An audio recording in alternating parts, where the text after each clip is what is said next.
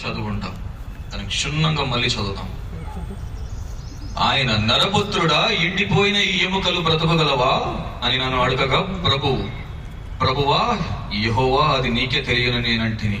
అందుకాయన ప్రవచనమెత్తి, ఎండిపోయిన ఈ ఎముకలతో ఇట్లనుము, ఎండిపోయిన ఎముకలారా, యెహోవా మాట ఆలకించుడి. ఈ ఎముకలకు ప్రభు అయిన యెహోవా సెలవిచ్చినదేమనగా, మీరు బ్రతకునట్లు నేను మీలోనికి జీవాత్మను రప్పించుచున్నాను.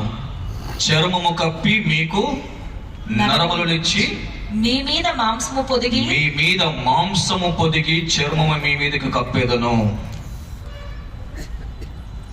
చూడండి, ఇక్కడ దేవుడిచ్చిన ఈ వాక్యను ఒక్కసారి అబ్జర్వ్ చేద్దాం. Let's meditate on this word.